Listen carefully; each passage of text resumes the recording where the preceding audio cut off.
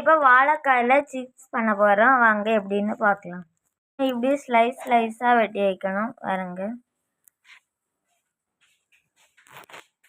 அடுத்து அடுப்பில் எண்ணெயை காய வச்சிடலாம். எண்ணெய் விட போகிறோம். கொஞ்சம் நிறைய எண்ணெய் விடலாம். இப்போ எண்ணெய் ஊற்றியாச்சு. எண்ணெய் நல்லா காயிட்டு காஞ்சிருக்கான்னு பார்க்கறதுக்காக ஒன்று போட்டு பார்க்கணும். வாங்க போடலாம். நல்லா காஞ்சிட்டு இனி நம்ம ஒன்றா எல்லாத்தையும் போட்டுடலாம்.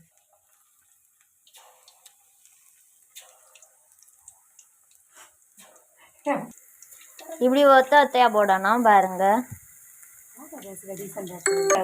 பாருங்க எப்படி கலர் வருதுன்னு.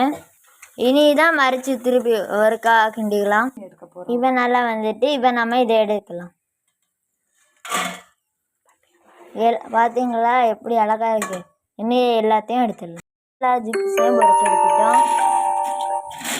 பாருங்க எவ்வளோ இருக்கணும். எல்லாமே ஒத்தையாக இருக்குது. பாருங்க கடையில் வாங்கிய மாதிரி கிறிஸ்பியாக இருக்கும். இது இல்லை நம்ம உப்பும் நல்ல மிளகாய் போட போகிறோம். வாங்க உப்பு போடலாம். லைட்டாக உப்பு போடணும். பாருங்க. இனி வரப்பொடி போடலாம். இதை நல்லா மிக்ஸ் பண்ணிக்கலாம்.